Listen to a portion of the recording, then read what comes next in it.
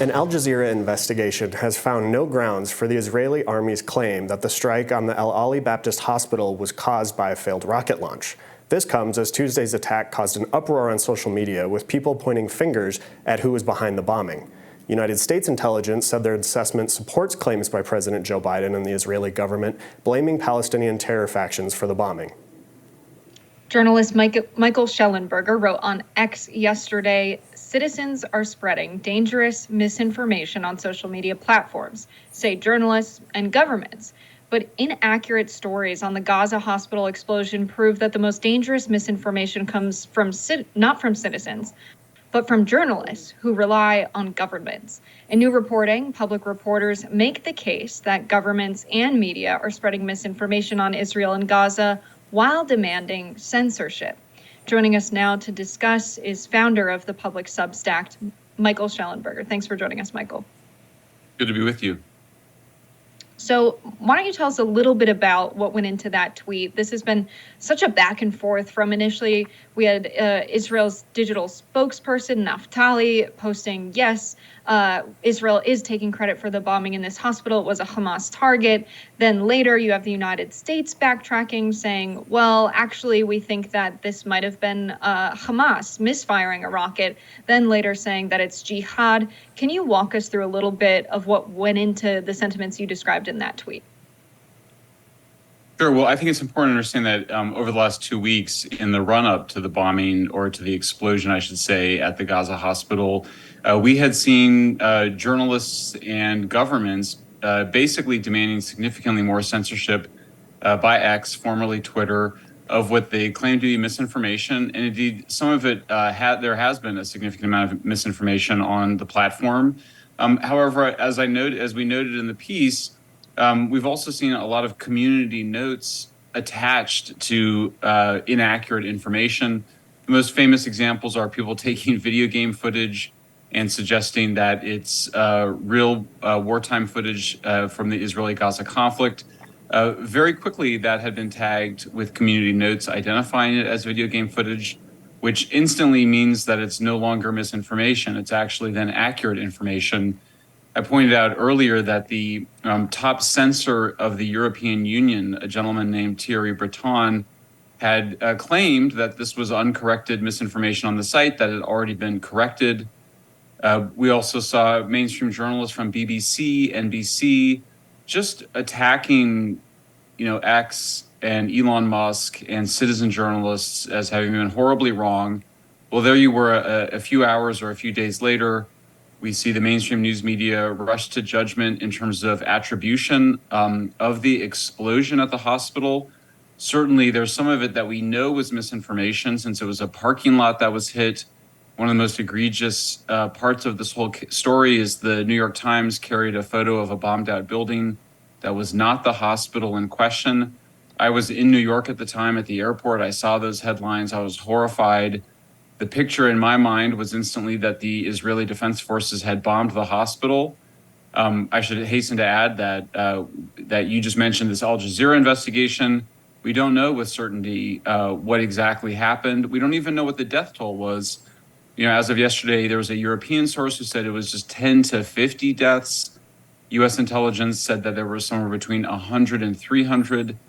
But I think that the lesson here is that all of the things that the mainstream news media and governments, particularly the European Union, had been saying about citizen journalists and about social media posts, claiming that false news travels faster, that there's no so-called guardrails for citizen journalists on social media, in contrast to news media where there are supposed guardrails, or in contrast to pre-Elon Musk Twitter where you had guardrails.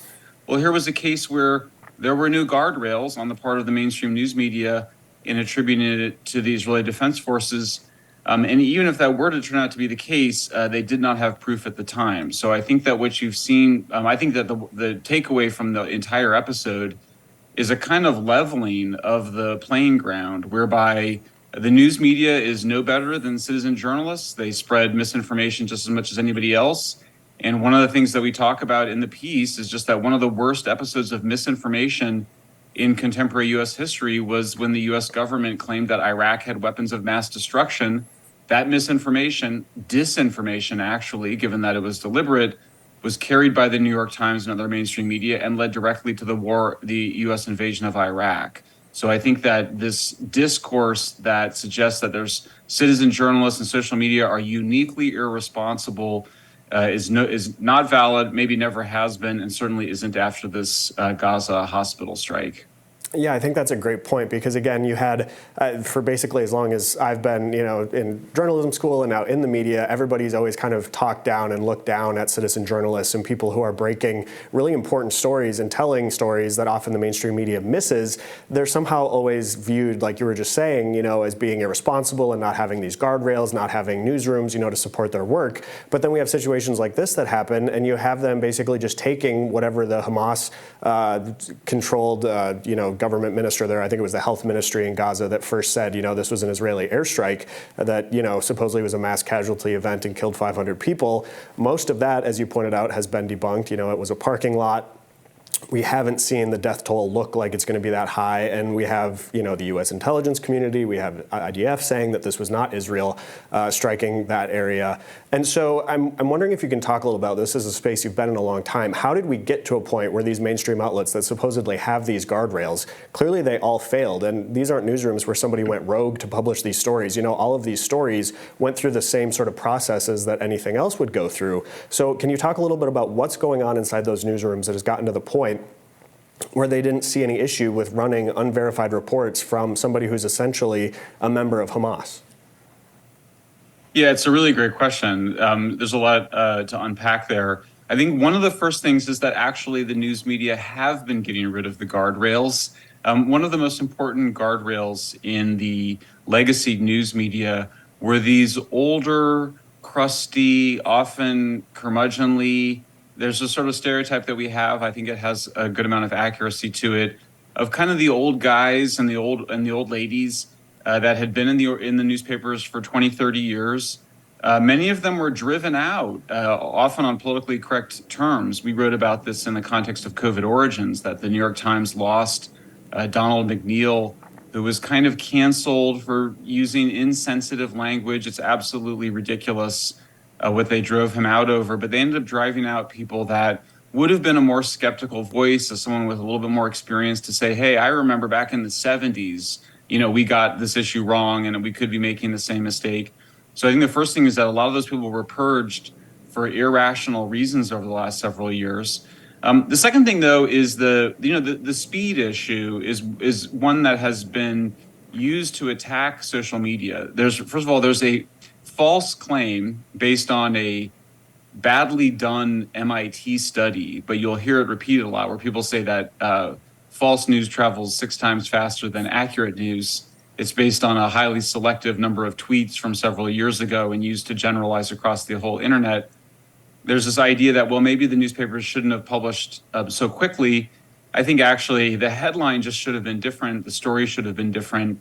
They should have just said that there was an explosion, there was deaths, but we don't know how serious it is, and we don't know who did it, and that you could report that both sides are blaming the other. But I think that the initial headlines, obviously exaggerated the certainty that the newspapers had in reporting it. And then I think the third factor here is just that there's an economic competition between legacy news media and startup news media. We saw this really dramatically in the attacks on Joe Rogan, which occurred, I guess it was last year, or maybe it was earlier this year. But it was, where basically all of the media attacked Joe Rogan for, taking ivermectin. And it was just absurd. And it was clear that this is really about a competition over advertising dollars. So I think that I think most people don't realize, but, the social media have been sending fewer of their readers to legacy news media outlets. At Facebook, that's just because Mark Zuckerberg got tired of being beat up all the time and being pulled before Congress. It was already declining before Elon took over Twitter, but it's declined more since then, so that Facebook and X both have an interest in keeping readers on their platforms rather than sending the readers off to other newspapers. So you just see a concerted effort by everybody, CBS, NBC, the New York Times, Rolling Stone, others all attacking X for so-called misinformation on the site. They have an interest in doing that. They want to establish themselves as having more credibility than the social media platforms or citizen journalists. And I think, John Burns Murdoch, a pretty good digital reporter at the Financial Times, wrote a really thoughtful thread a couple of days, or maybe yesterday, explaining that this Gaza hospital misreporting is a pretty serious blow to the credibility and legitimacy of news media. Certainly a pretty significant blow to their ability to claim to have some advantage in terms of guardrails over alternative and independent citizen journalists.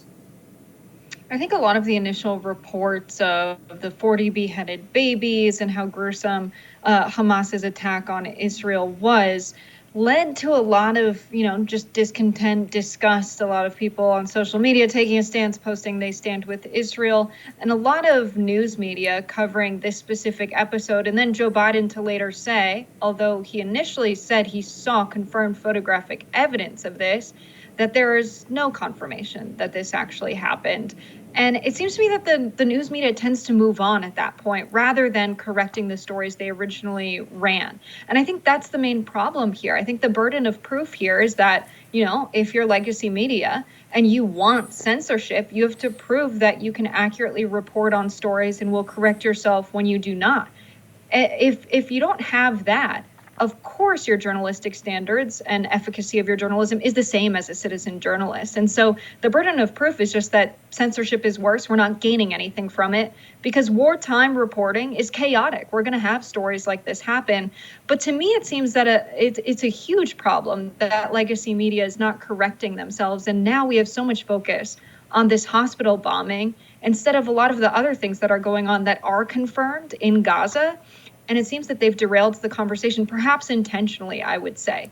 And when you have the Biden administration not able to confirm intelligence from Israel, I really want to get your opinion on this, that, of course, Israel is an ally. We should know what they're using a lot of our financial support for their military is going towards.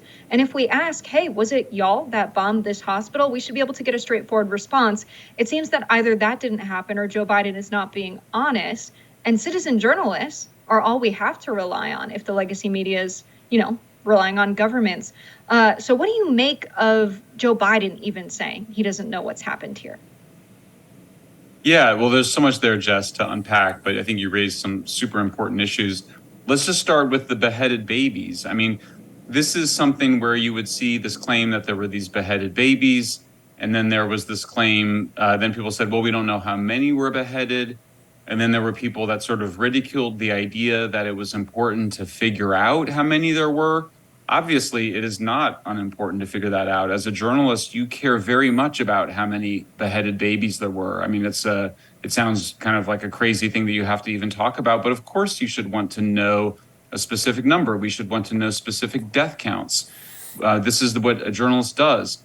There's certainly a lot of voices on social media, obviously, that are looking for every atrocity as an opportunity to score some points in some irrational idea, in my view, that it would make a significant difference in people's opinions. But journalists should not care about that. Journalists should just care about getting the information accurate. Just to go back to the Iraq war situation, I remember at the time, there were people who said there's no evidence that Iraq has a weapons of mass destruction program. They are not close to developing a nuclear weapon. And they were criticized as sort of being soft on Saddam Hussein, which is also just absurd. If you want to get accurate information on what Saddam Hussein is doing, or how many babies were beheaded, or how many people were killed at the hospital, this is the job of the reporter. And you must be absolutely immune to the criticism that somehow you're being soft or biased or something by wanting to get the facts. That's the job of that. That's why those journalists get sort of, grumpy and curmudgeonly in their old age in the newsrooms, because they're there to say, hey, I don't care how emotional and irrational our readers are right now. We're going to get to the bottom of this. So I do think that there's great reason to be skeptical of official sources. I mean, you have to remember that here we are coming from a period where we saw official sources either accidentally or deliberately lie to the American people about the origins of the COVID virus, about the efficacy of the COVID vaccine, about the veracity of the Hunter Biden laptop, all of this on top of decades of governments lying to their populations about a whole range of things. So the idea that, and I'm sort of in the midst of an argument right now about wind turbines in Wales, where people are attempting to debunk us by claiming that because the official government sources say one thing, our more recent data is somehow invalid. That's authoritarian mentality. So the mentality that wants to censor citizen voices or dissident voices or disfavored views, it's an authoritarian view. And questioning the president, questioning intelligence services, this is the bread and butter of journalism. So I do think ultimately the change that needs to occur is with the readers. I think we are seeing journalists showing up. Certainly our organization is very committed to this, showing up saying, we want to get to the facts of this. We don't care whose feelings are hurt or whether you think it's going to cause some advantage to one side or the other. We have to get to the bottom of this. We should report accurately when we don't know. Readers need to know that. And I think that readers need to appreciate when the sources of information they're getting are actually showing some restraint and showing some fairness. And they need to check their own little voices and their own sides that want something to be right or wrong. If you want to think the worst of the Israeli Defense Forces and you find yourself hoping that it's true, that they bombed the hospital and sort of rooting for that, maybe put a little check on yourself. Maybe that's not the case. Or if you find yourself hoping to prove that Hamas beheaded 40 babies, maybe take a minute and pause and ask yourself whether or not you really have reason to believe that, or if there's some impulse in you that is demanding that you desire it. I think that we're all very comfortable in the West and in the United States, and some of that privilege and that comfort we get is not wanting to be exposed to disconfirmatory information, because actually it's more comfortable to have your prior views reinforced than to have them challenged. And so I do think ultimately there's a change that needs to occur among citizens, or what we call news consumers, is to actually welcome having publications tell you things that you didn't want to hear but appear to be accurate, or getting you to hold off and accept some amount of uncertainty. It's not a very satisfying answer, but I think it's the only way that you're going to restore some trust in multiple outlets. And the final thing I would just say about it is just that I think that we've moved beyond a place where you can trust a single person. You can't trust Walter Cronkite. I don't think you should blindly trust Michael Shellenberger. You should question what we're reporting and get your news from a lot of different places. And that's the real promise of social media. There's these voices that want to censor information online, or that want to make it so that we rely more on official sources. Those days are over. We're not going to put the genie of social media back in the bottle. We're not going back to the 1950s where we can trust everything Walter Cronkite of the New York Times says.